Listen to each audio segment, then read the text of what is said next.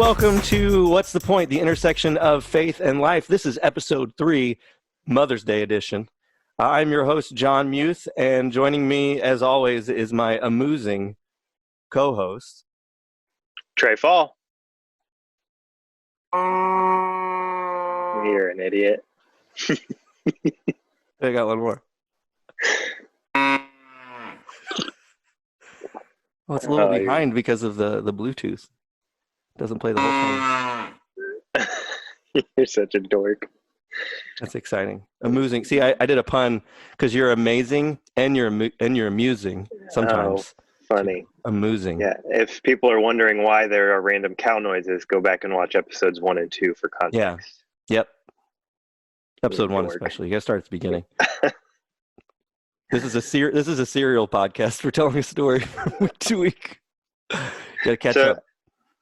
John, what's new? It's been a week or two. What's new with you? Well, I'm growing my beard back. That's good. Exciting. Yeah, good thing. I've been trying real hard.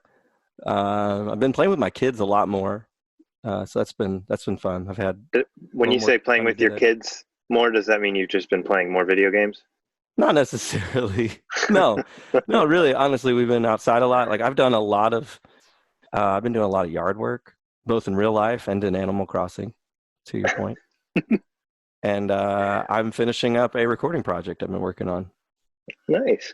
But I've only been able to do part of that in like the wee hours because it's got to be really quiet in my house. And it's never quiet in my house until like 10 p.m. So, but I'm in the phase now that I can just wear headphones and do anytime. I don't. Oh, cool. Mixing. So your playing guitar doesn't wake the kids up or anything like that?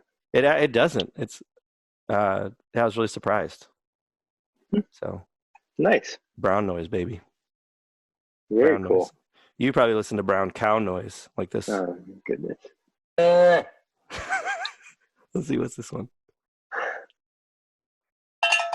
Trey, it's time for dinner. Speaking of cows, I watched Cars with Griff for the first time. Yeah. And they go tractor tipping. Oh, yeah. And then they make the weird sound as they fall back. I was cracking up. Those movies are great. Pixar, man. We actually endorse Pixar. Oh, good. Or we're endorsed. Maybe we'll get a we'll get a sponsorship. Yeah, maybe. You think? Sell some of their ads. Yeah. There you go. Big dreams. So today, moving on. I think it's time. Everyone's ready. Moving on. We are going to interview Leslie Wood here in just a little bit. Now, Leslie is the wife of our fearless leader, Shan. And she's great, and really excited to talk to her. She's going to be talking about just their story and what it looks like to disciple your kids. So without any further ado, here's our interview with Leslie.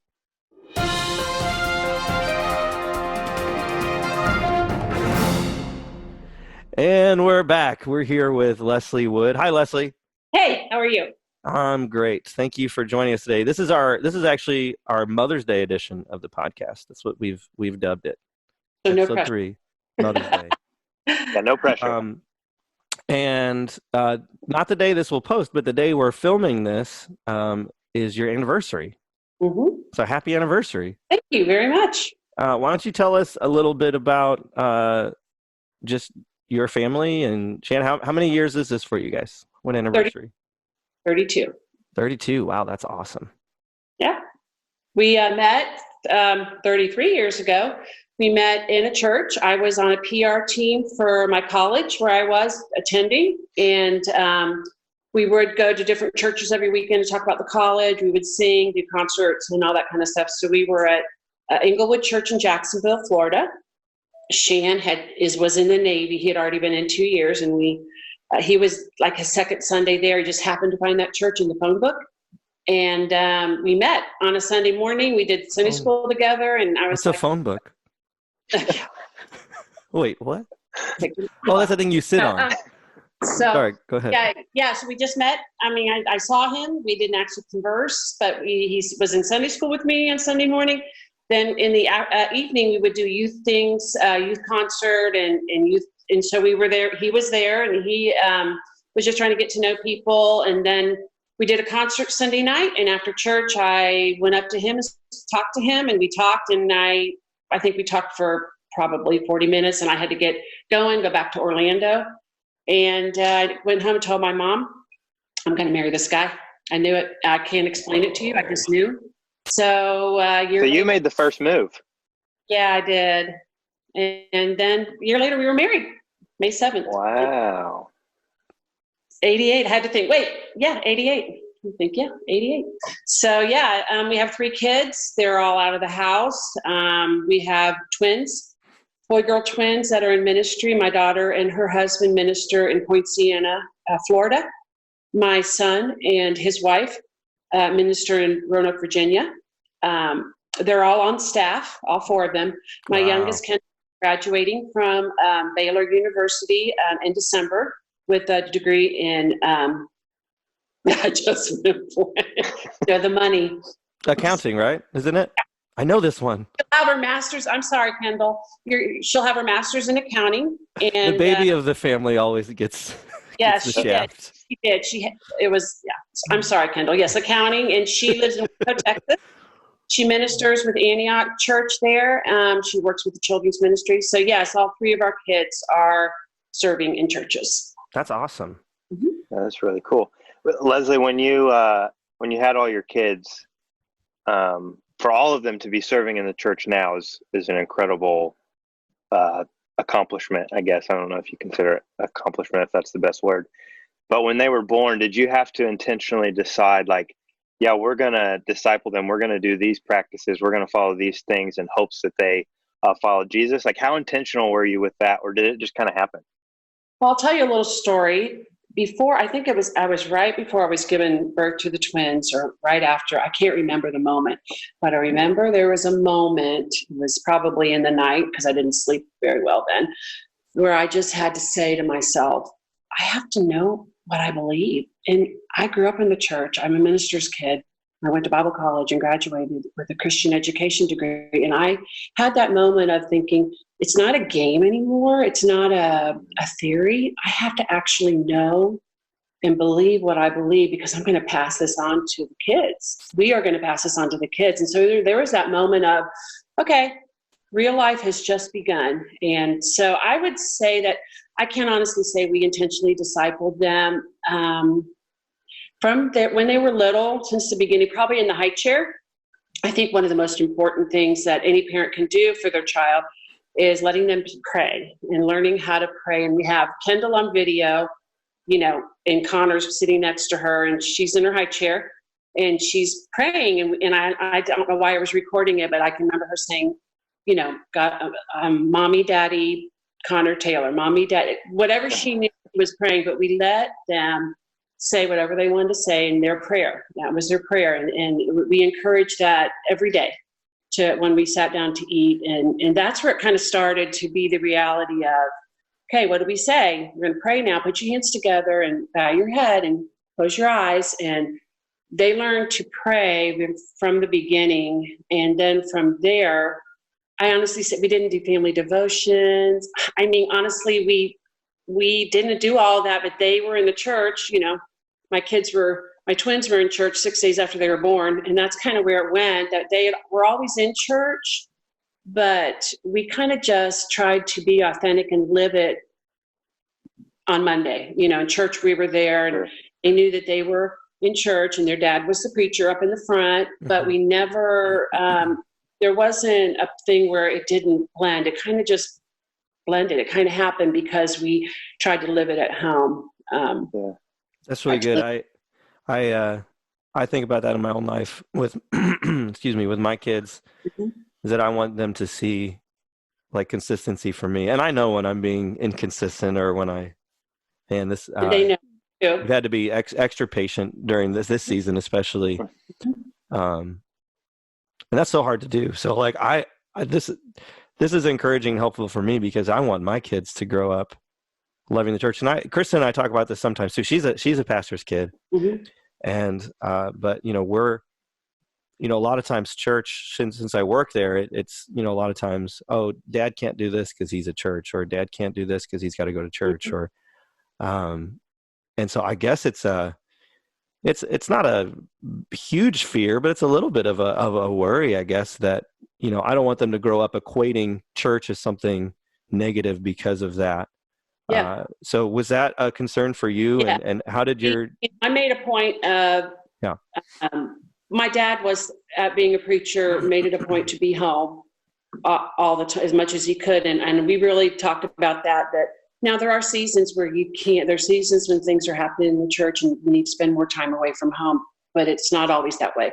Most of the time, if you make the effort to be home, when you would need to be home, be available to the kids. When you're available to them, they are resilient and they will, it's going to be easier than you think. But I totally understand that. And, another thing we decided, because our kids didn't choose this life, this was our life, and they were coming along for the ride in the fishbowl, I call it. I always call it we're in a fishbowl and everybody's watching and looking. That's the way it feels. Mm-hmm. We always made it a point to make church fun and never make it a chore, make it, just know that it was a part of our life at home and first. It has to be a part of your life at home first, and then it becomes they go to church. But we tried to make that transition for them, especially as they got older, as simple and easy as possible. I wrote down a note about that since you said that, and I probably won't remember. So let me. We wanted. Oh, here it goes. Because our kids were living a life they didn't choose, it wasn't fair to hold them to a standard they wouldn't be able to achieve. A lot of times church people will take you're the preacher's kids. Well, why aren't you doing this? You're the preacher's kids. And I never allowed that never allowed that. I never let people bring that into my home. I never put my kids in a place where that would be, where my kid's not perfect. No, Kendall got kicked out of the nursery when she was little because she kept pushing all the kids down and beating them up. And she goes, "You're going to have to take Kendall out of the nursery because she." Whoa. I'm so sorry. There we go, real life. So, what I'm saying is, I didn't have perfect kids. I didn't have perfect kids, but we always made it positive at church, and we always kept this protection around them that we did not let this criticism come into their life that they would hear when things would happen at church, especially when they were older. They never knew. They never knew about things that we were dealing with, because we always wanted them to be able to worship with these people and go to church with these people they were with. And we didn't want them to know all the things, yes, they knew Dad was stressed sometimes. Yes. They were not blind. They're smart kids, as your kids are all smart. They know, but we try to keep it there's a little bit of a boundary there that we tried to keep with it. We wanted them to love the church and not resent the church. Daddy's always at church. Wait, Daddy's one way on Sunday morning when he's preaching, and then when he comes home, he's a totally different person. We never wanted any of that. No, we are not perfect, and we were not perfect parents, but we tried to live and love Jesus all the time. And as you know, music was a big thing. I was singing with my kids when they were little. We were singing Bible songs all the time. That's all part of the learning to love Jesus, even though they really didn't know who Jesus was at that young age. And I know you do that with your kids. I've heard Shan say this before. He said, correct me if I get it wrong, but follow me as I follow Jesus. And he told me that a couple of years ago. We were talking about parenting, and I love that. It's not, it's telling your kids that, I'm trying to follow Jesus too. I'm going to mess up. I'm not perfect, but I want you to follow me as I strive to follow Jesus. I'm trying, and I want my kids to see that I'm doing my best, and I'm trying that daily. And yes, I'm going to mess up, but just how grace is available for me when I mess up, they need to know that grace is available for them when they mess up. So that's really stuck. I think apologizing. That's some good wisdom that Shan gave me that I'm thankful for. Apologizing to your kids. You got to apologize to your kids sometimes, because we mess up and we're jerks, right? And we have a bad day and we bring it home. And there's times where I got to say, I am so sorry, guys. It just wasn't a good day, and I should not have yelled at you. I shouldn't have done this. But that's exactly what you're talking about, giving grace to them and letting them know that, yes, Mom, nobody's perfect. We also raised our kids, how I was raised is, who do you love? They were teeny on my knee. Who do you love? I love Mommy. Daddy, yeah. Who do you love first? You love God first. And from the very beginning, we planted these seeds of where the hierarchy is. God first, and then us. And for them, they understood that. It was, as they got older, especially, of giving them their own faith. And as they grew into being teenagers, they had a wonderful youth group. I can't stress enough how important it is to have this fellowship in the church of friends. We wanted their friends to be in the church, not their only friends, but a lot of their friends, their main fellowship was in the church, because as they grew older, this group of friends would go with them. And it was very important for us to have that. We were very blessed to have an amazing youth pastor, Sean Fernier, and he was just amazing with them. And their Bible teachers, when they were little, Sunday school teachers are so great, because you can't do everything. You can't do everything, but those teachers, those pastors are just part of it. You have to be the one who initially instills this love for Jesus in them by being Jesus and doing, having him in your home, listening to worship music, whatever it is, it's not foreign to them. So for my kids, it wasn't, I'm not saying that they made a decision to give their life to Christ very young, but we never had this talk with them about it, and sat them down and checked their doctrinal theory. Well, it just was this natural thing that came out of, they love Jesus, they love God. And so that's how we did it. Leslie, I really appreciate that, because like the two things you kind of focused in on that you taught your kids was how to pray and how to worship.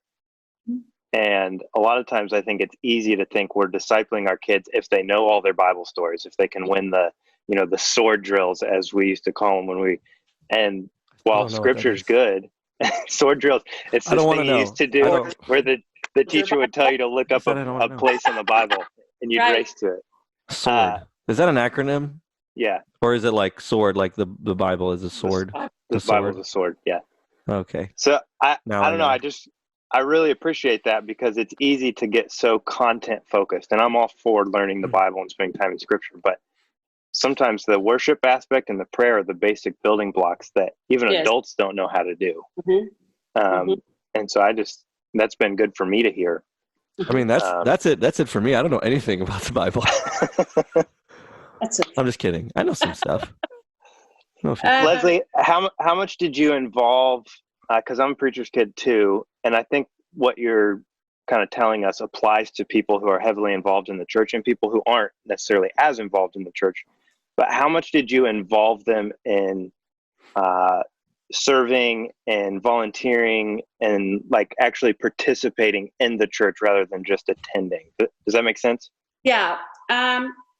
They just pretty much attended like everybody, went to Sunday school class and did all of that when they were young. When they started getting into middle school, we had Sean again, our youth pastor, was very into mission trips. So my kids started in 8th grade going to Haiti, going to mission trips. And there's nothing for them to have an adventure of their own, learning what God is going to do with them.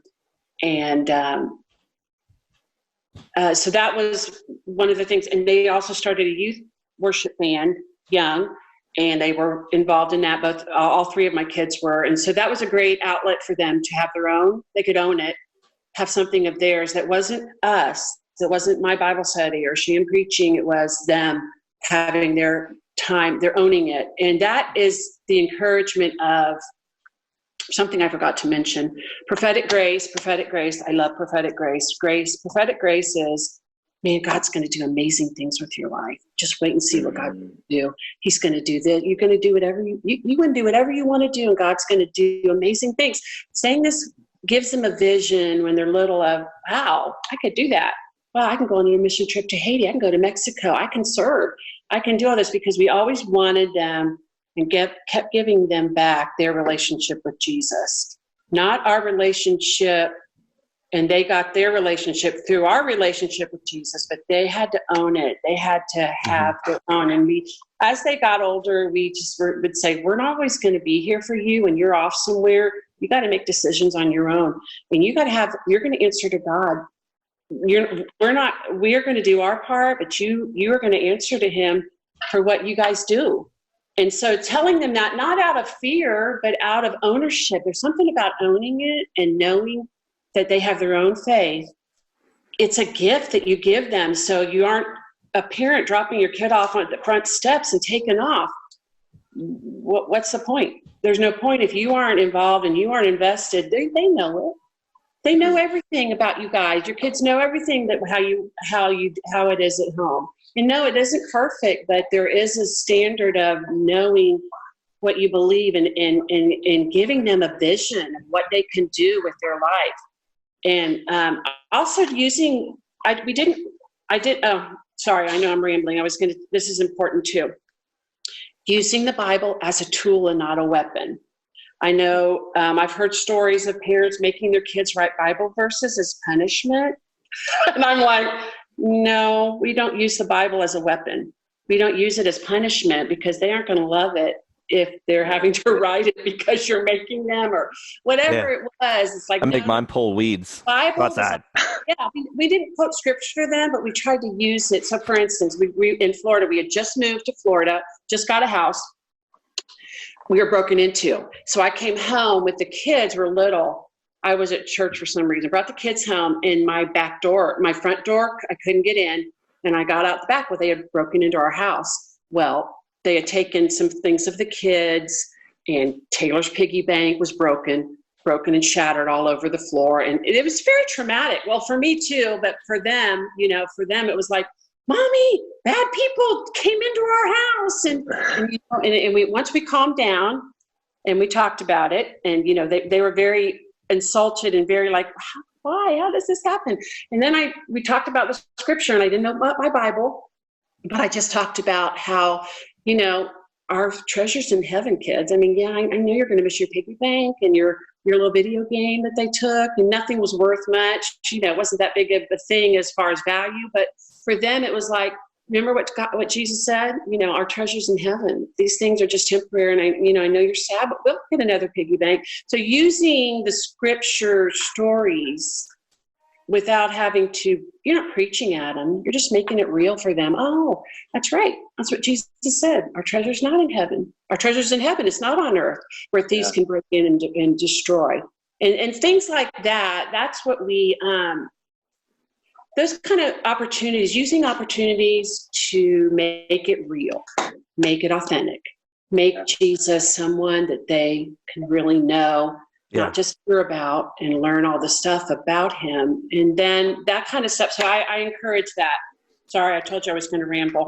No, that's good. That takes just as I'm thinking about it, that takes an awareness and alertness on the parents' part too. Like if you hadn't spent time with Jesus or hadn't spent time with God, like you wouldn't have been able to pull from that well to teach them and point them to Jesus in that way. So discipleship is not just telling your kids what to do, it's also forming yourself as well. I think that's really important. Yeah, right, because most parents get intimidated, especially if they're new to the faith and they're just coming to church with their kids.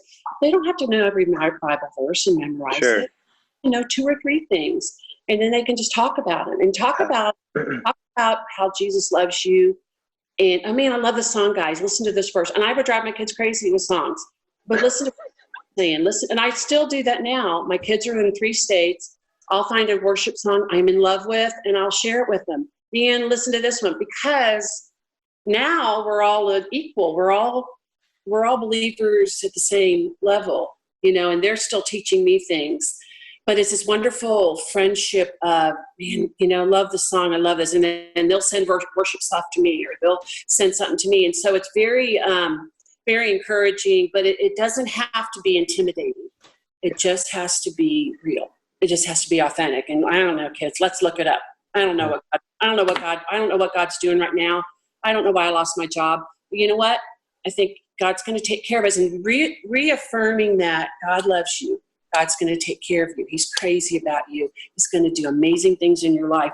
And all of that prophetic grace is invaluable. And even now, with you can do it now. It doesn't matter if they're teenagers. You just start in, and it can be really rewarding in the end. Very rewarding. That's very encouraging. I think in the time we have left, I'd like to focus on two more questions. The first, which is, how did you balance church and sports? Just kind of switching gears a little bit. Were all your kids athletes, or just Connor? My daughter was a cheerleader. Well, we made it a principle. And Shan coached soccer too, right? Yes. Okay. Each child got to be good at one thing. That was our motto.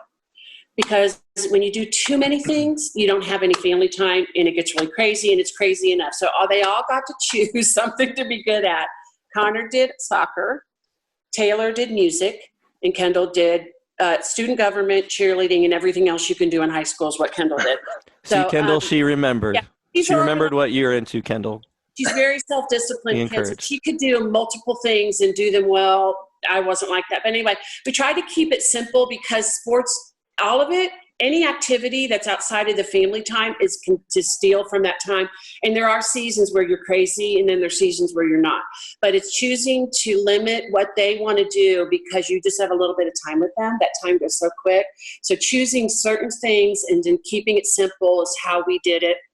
In Florida, it was different. There weren't a lot of sports things on Sunday. If there were tournaments, I would take him. Shan couldn't get away on Sundays. I would take him. And I can remember we took a little portable communion with us, and it was a Sunday morning. He and I would sit in the car and have communion together, and then he would go out on the field. So it was at times of making it work. And it doesn't last very long. It's just a season of your life where they are. But we're trying to keep it simple, limit what they can do, and they'll be happier, and you'll be happier, and your family will be happier, more peaceful. That's good. Yeah. Second question? Yeah. So No, that's perfect. I was waiting to see if Trey was going to ask. No, you, me. No, I was waiting on you. You said you had 2 more questions. Oh, okay. Yeah, I just wanted to, I think, just end with the last one. Well, first, this has just been really good. So thank you, Leslie. I also didn't prep you on how we end the show. So you need to say what's the point. You'll know when. Okay, so get ready. Okay. It's in a little bit. All right. What's the simplest practice though that parents can do every day to help their kids fall in love with Jesus? Let's just end on that note. I know we've talked about that a lot, but pray with them. Doesn't have to be scheduled. When there's an opportunity to pray or talk about stuff, have worship music playing in your house.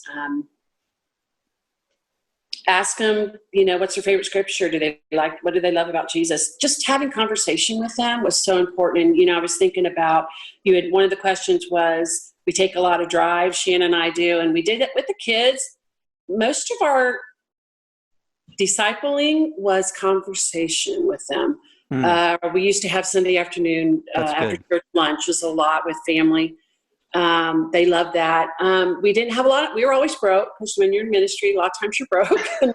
So we would just go and take a drive. If Shan was driving with Connor, they would talk about stuff, going to a game, going to a practice. It was a little bit, once they can drive and they're doing their thing, it's a little bit more difficult. But it was the foundation of conversation with them early. Kendall, you love Jesus? Yeah, I love him. Having these little moments of just fellowship and conversation is really, really important when you're instilling a love for Jesus. Did you have an environment where they were comfortable asking questions about faith and things? Yeah. A lot of times we had our conversation one-on-one. If we'd be driving them or going somewhere as a family, driving somewhere, talking about stuff we did. We had a lot of good conversation about everything. And it wasn't always about church. It wasn't always about God, but it always kind of would circle back around to that because the center of your home, the center of your heart. Yeah. That's what we wanted for them, the center of their being to be their love for God. And then everything else flows out of that. I've actually heard about some of those conversations, and I wanted to encourage other parents out there who are maybe in the same stage of life as me. Like I've asked Shan, I have other people in my life too, where it's like, okay, this happened. I didn't expect to have this conversation with my son this early. I didn't expect to have this conversation. And you can fill in the blank, whatever that is. And man, I'm not ready for this. And I think we all feel that as parents. We all feel like, and I'm sure you guys felt that way too. It's just, I'm not ready for this. What do I do? Right. And it's so helpful to have a community and people that you can say, okay, how did you handle this? And that's I think a crucial role of the church. It's just a way that we encourage each other and lift each other up. And so I've been really thankful for you and Shannon and your example. And yeah. Thank you. Thanks. John, just real quick before we close, just So it's all together kind of a brief summary of everything Leslie's kind of advised for parents in discipling their kids. Teach them to pray, help them fall in love with worship by, playing music and worship songs, have open conversation with your kids, encourage them to do one thing really well so they're not getting bogged down with everything, get them involved in a youth group. And did I hit everything? Live it out. Live it out. Yeah, Live it parents yourself. have to live it out. Perfect. You have to be real. You have Let's to make an acronym for that. Kids. Yeah. P. Yeah. And then I don't know what's next. Yeah, We'll put it on our resources page. We'll come up with an acronym. Yeah. That's all really good stuff. Thanks. Super helpful. Sword. Let's make it sword. Yeah. You can't get off that. All right. So thank you for joining us for episode 3, Mother's Day edition of What's the Point? The intersection of faith and life. Leslie, again, we're so thankful for you. Thank you for your time today on your anniversary. Happy anniversary. Thank you. And, Thank you. We also want to let moms know to be checking our social media for a special surprise this Sunday morning on Mother's Day. So head to the Crosspoint Church MA on Facebook for that. And did I miss anything, Trey? I think you got it all. All right, join us. We'll have another episode in a couple of weeks, so be sure to tune in for that. And please subscribe and share and review this. That will only help this podcast to grow. And be sure to join us next time as we yet again try to answer the question: what's the point? What's the point? What's the point?